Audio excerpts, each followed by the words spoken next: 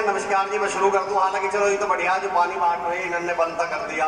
नरेंद्र भाई साहब मैं ये सोच रहा कि इंगे से अमृत बट रहा, तुम पानी में लग रहे हो। अभी इतना अमृत बांट रहे हैं बोलने वाले, आप अभी भी पानी के चक्कर में लग रहे हो। तो पानी वाले भैया से तो मेरी दरख्वास्त है, नीलम मैम बैठे हुए हैं, मेरे पापा जी की बात मुझे याद आ गई। जयपाल भैया जी, मेरे पापा जी ने एक बात कही मुझसे कि अमर, अगर कहीं किसी का जूता फट रहा हो या थोड़ा बहुत किसी का कुर्ता कट रहा हो, बेटा मेरी एक बात याद रखियो, वहां बिल्कुल भी मत बोलियो जहां सभा के बीच में पानी बट रहा हो, क्योंकि सारे तो काय में लगे रहेंगे। पानी पीने में तू बेचारा रह ही जाएगा, इंगे तिंगे को कोई ध्यान तो देने का ना। तो मैं आप लोगों का बड़ा धन्यवाद करता हूँ और अब मैं बोलना शुरू करता हूँ। मैं मंच को नमन करता हूँ, बहुत बहुत धन्यवाद। और मैं आप लोगों से पूछता हूँ, देखो सारे आए बोल के चले गए, तब लग रही होगी हमसे तो किसी ने हाल चाल भी ना पूछे। तो बताओ कैसे हो आप लोग? अरे वाह, 2-3 जन की आवाज लिखी है, इनके बड़े एहसान है हम पे। और बाकी जिनकी आवाज ना लिखी उनसे मेरा एक सवाल है। अच्छा गैस करो, क्या है मेरे हाथ में? अंदाजा लगाओ क्या है ना। फिर से देखो, मोबाइल है। अच्छा ना, अच्छा बताओ मैंने हाथ में क्या पहन रखा है? अच्छा वॉच नहीं, मैं कह रहा हूँ ये कार है। अच्छा ना मान मेरी बात। अच्छा बताओ, जब मैं कह रहा हूँ ये कार है तो आप मेरी बात मानते कि नहीं? बताओ। जब मैं कह रहा हूँ ये मोबाइल है तो आप मेरी बात मानते कि नहीं? बताओ, क्यों नहीं मान रहे? हाँ, ये नीलेश्वर सोच रहे होंगे अंदर थोड़ी दिख रही है, इन मान कैसे ले होंगे, हम ऐसे थोड़ी है, कैसे मान ले? अच्छा जब मैं कह रहा हूँ मोबाइल है तो आप मानते क्यों नहीं? बिल्कुल सही। अरे भैया ये मोबाइल है तो मोबाइल जैसा लगे तो सही, तभी तो आप मानोगे। अगर ये कार है तो कार जैसा लगे तो सही। और तुम ठीक हो, बढ़िया हो तो बढ़िया, जैसे लगो तो सही। मैंने पूछी कैसे हो, अपनी आवाज पे गौर किया, आवाज कैसे? बढ़िया। तो ऐसे कैसे मान ले भाई? मेरा वसीम बरेलवी साहब का एक शेर है। एक सेशन में गया था, मेरा सेशन था जयपाल भैया जी, राजेंद्र भाई साहब, मेरा सेशन था दिल्ली में। 700-800 लोग वहां। अब 700-800 लोगों को देख के मैं ज्यादा ही एनर्जी में आ गया, ज्यादा ही एक्साइटमेंट में आ गया। मैंने वहां घुसते ही पूछा, क्या आप जोश में हैं? आगे से आवाज आई,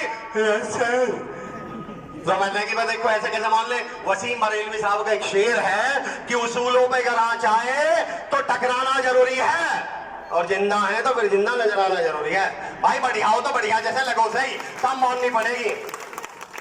अच्छा जिन 10-12 ने ताली बजाई है उनके बड़े एहसान, बाकी अपने घर जाके सोचियो बजानी है गए तो हम। अच्छा चलो मैं दूसरा सवाल पूछता हूँ, उसको तो छोड़ दीजिए। मुझे एक बात बताइए, एक बार फिर ट्राई करता हूँ, आप लोग कैसे? अगर आप मुझे ठीक ठाक लगे तो मैं अपना सेमिनार शुरू करूंगा, नहीं तो देखेंगे एसडीएम साहब बैठे, तहसीलदार साहब बैठे, आसपास कोई हॉस्पिटल देखेंगे। तो एक बार फिर पूछ रहा हूँ, सो कैसे आप लोग?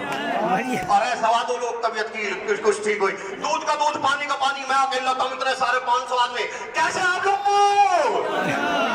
तो इसमें चिल्लाने क्या बात? आराम से बताओ यार, इसमें चिल्लाने की कौन सी बात है? अब मुझे लग रहा है कि दुनिया की भीड़ से निकलकर चुनिंदा लोगों में आ गया हूँ, और अब जाके मुझे लग रहा है कि मैं कुछ जिंदा लोगों में आ गया हूँ। अब तक तो मुझे समझ में ही नहीं आ रही कि किससे बात चल रही है, किससे नहीं बात चल रही है।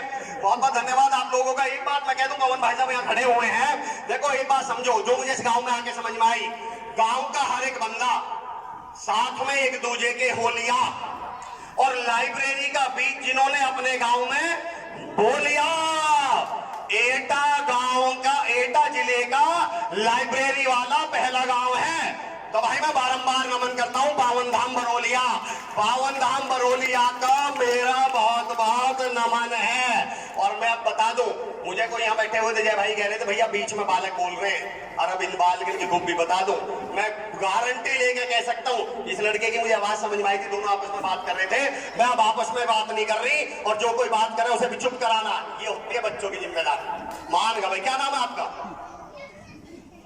पंकज। हरगिज तो बोल रहे ही ना, अब देख लो पंकज ने लीडरशिप ले लिया कि ना तो बोल लूं और ना किसी बीच में बोलने दूं। चलिए मैं शुरू कर रहा हूं, मैं 2 टॉपिक में बात करूंगा, हमारी बच्ची बैठी हुई है यहाँ। मेरा टॉपिक है पहला, पावर ऑफ पर्पस। पहला टॉपिक क्या मेरा? Power of purpose. पर्पस माने मकसद। ये जिन बच्चों के लिए खुली है, पहले मैं उनसे बात करूंगा 15 मिनट, जिन्होंने खोल ली है फिर 15 मिनट उस पूरे गांव से बात करूंगा, और मैं अपना सेशन फिर खत्म करूंगा। बेटा पावर ऑफ पर्पस समझ लो क्या है, किसे बोलते हैं पावर ऑफ पर्पस?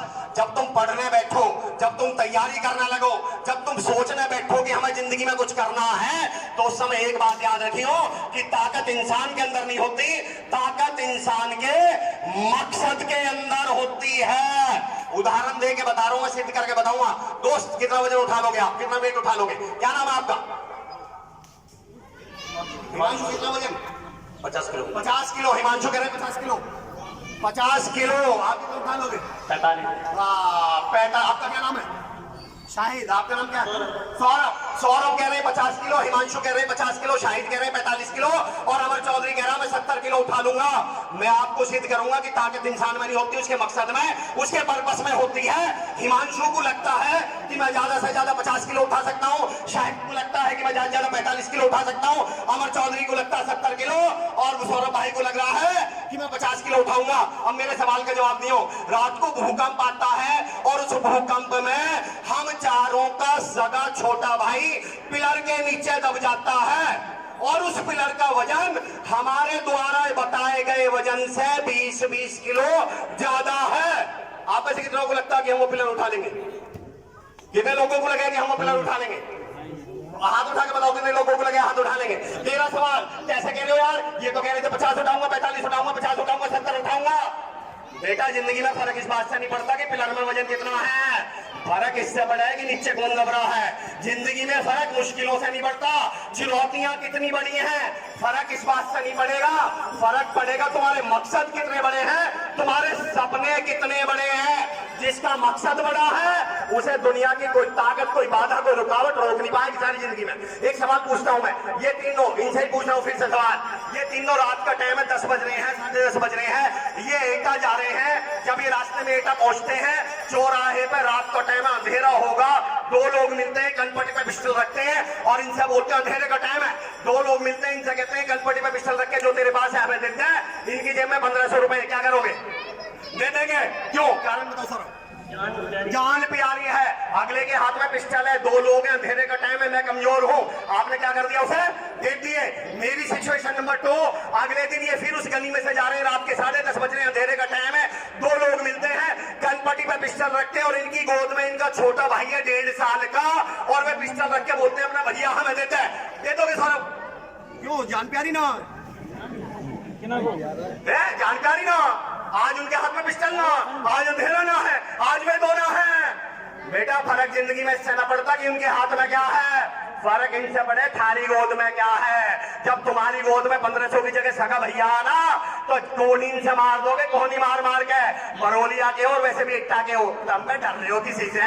सवाल यूं है, तुम्हारी गोद में जिन 2-3 ने बीच बीच में ताली बजाई उनके बड़े एहसान है।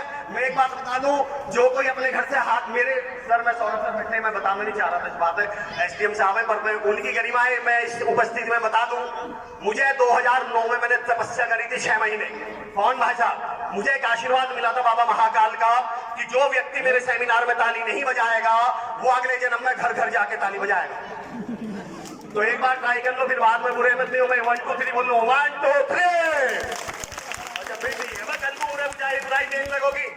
मुझे मंच पर डाउट हो रहा अगले जन्म में कहेंगे तो ठीक है, मंच वाले अपने देख लियो, बाद में बुराई बनती हूँ मेरी, ऐसे वो चीज बताई नहीं। मैं ये कह रहा हूँ बेटा, पावर ऑफ पर्पस, मकसद। जितनी बच्चियां बैठी हैं, जितने बच्चे बैठे हैं, मैं बता रहा हूँ, अपने मकसद जब मजबूत हो ना, मुश्किल, मैं हमेशा कहता हूँ बाधा छोटी बड़ी नहीं होती, इरादा छोटा बड़ा होता है। एक और उदाहरण दे रहा हूं पावर ऑफ पर्पस का।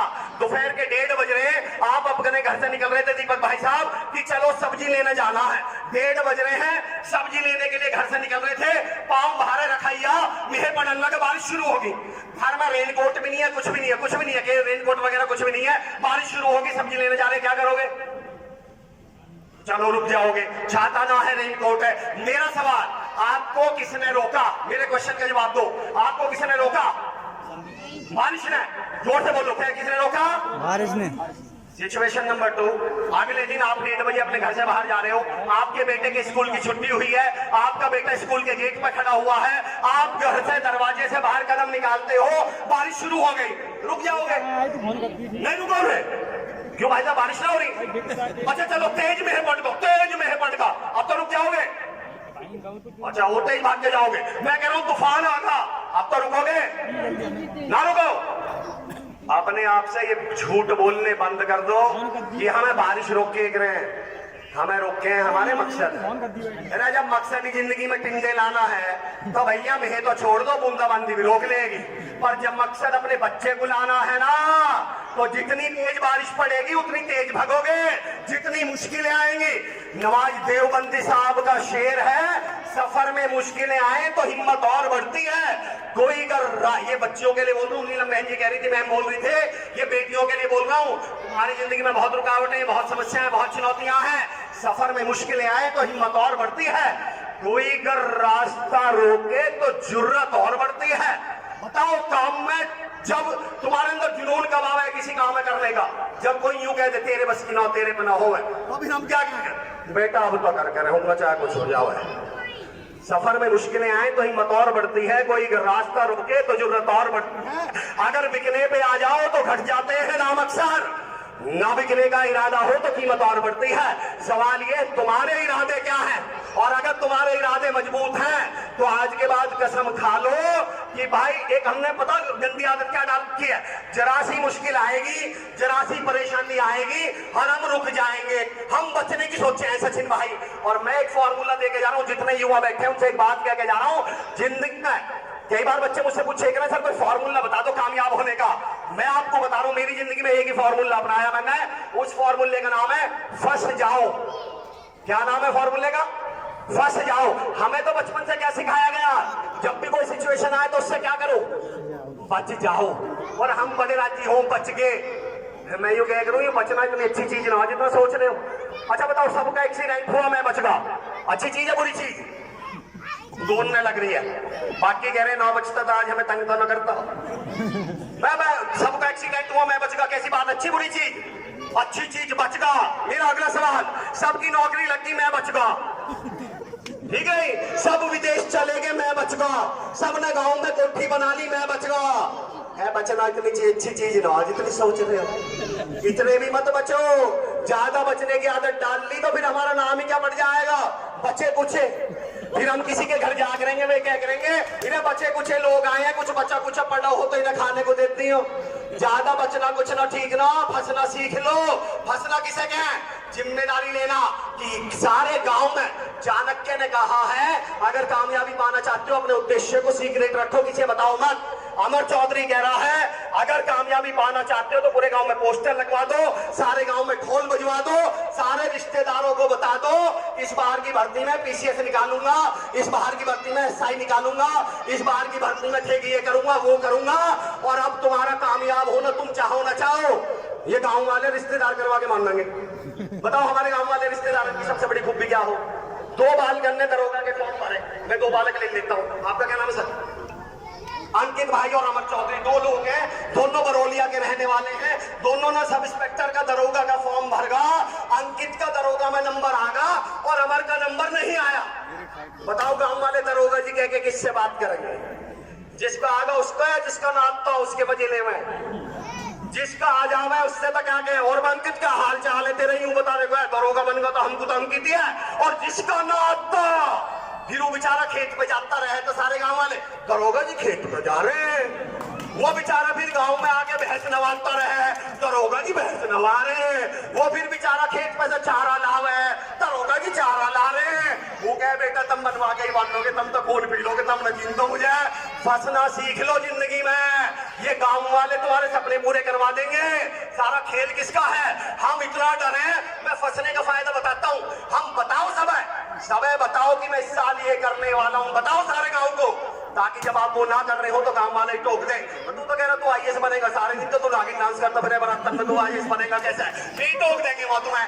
मैं तुम्हें बताता हूँ फंसने का फॉर्मूला मैंने अपनाया 1.5 साल पहले। सौरभ सर, मैंने 1.5 साल पहले, हर भारतीय की खूबी होती है जिम ज्वाइन करेंगे सारे भारतीय और 5-7 दिन जिम जावे फिर घर लौट जावे।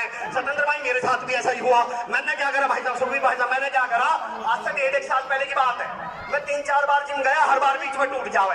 एक दिन मैंने नीतू से, मेरी वाइफ का नाम है, मैंने नीतू से बोला कि नीतू मैं दोबारा जिम ज्वाइन कर लेता हूँ। नीतू कहने लगी हाँ कर लो। सुन भाई साहब, फिर परवीन भाई साहब मैंने बोला अरे मगा यार पर पैसा बेकार जाएंगे, मैं 2-4 दिन जाऊंगा फिर रुक जाऊंगा। अंकित भाई, नीतू बोली अच्छा फीस कितनी है? मैंने कहा 22,000 है। 1600 रुपए थी, 2200 रुपए। बोले ना इकट्ठी कितनी है पूरे साल की? मैंने कहा 16,000। अब उस पर कहीं 16,000 पड़े होंगे कुलदीप भाई, वो 16,000 निकाल के लाई भाई साहब। और उसने अमित भाई मुझसे बोला लो आप फीस जमा करवाया हो जिम की। अरे मैंने कि पागल है, मैं 4-5 दिन जाऊंगा, सारे पैसा खराब जाएंगे। बोले आप फीस जमा तो करवा के आओ। मैं 16,000 प्रधान जी जमा करवाया। अब 2-3 दिन तो मैं जिम गया। अब चौथे दिन 5वें दिन सोना भाई साहब तहसीलदार साहब मेरा शरीर थोड़ा सा अकड़ा। मैं सुबह उठा, मैंने नीतू से कही आज मेरा जिम जाने को मन ना करता, वो स्लिप निकाल के लाई। 16,000 गए, 16,000 गए। अब मैं कहना से जी कर गए, फिर मैंने कहला जाना पड़ेगा। मैं 2-3 दिन फिर जिम गया। 7वें-8वें दिन फिर मेरा जी सोना करे, शरीर सा अकड़े। मैंने कहा नीतू जी सोना 16,000 गए। फिर मैं 7वें-8वें दिन गया। आप मेरे घर आई हो कभी, अब कभी आप मेरे घर आओगे तो मेरे बेडरूम में एक स्लिप लगी इतनी बड़ी 16,000 की पर्ची है। अब मैं सुबह यूं ठेक रू 16,000 गए। मैं यूं कहूं हम पता गलती क्या कर रहे हैं, सबसे बड़ी हम गलती क्या करते हैं, हम सोचे हैं पहले जिम जाके देख लो, जिम चलागा तो 16,000 दे दूंगा, नहीं तो ना दूं। मैं उल्टा कह रहा हूं, तू 16,000 दे तो सही बेटा, तू तो लेट के जाएगा, घर वाले भेजेंगे तो ये ठा के भेज के आवेंगे। तू एक बार फंसता सही, हमारा बालक हमारा व्यक्ति फंसता ही ना है। आज से क्या सीख लो, फंसना।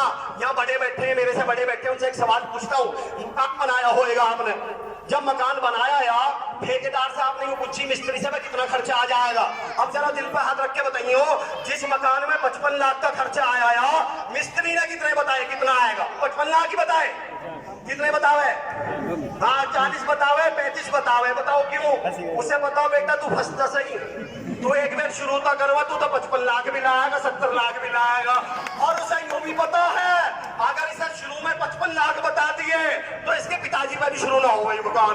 आप गलती, मैं यूं कह रहा हूं अनपढ़ ठेकेदार को भी तुम्हारी ताकत पता है और तुम्हें खुद को ही अपनी ताकत नहीं पता।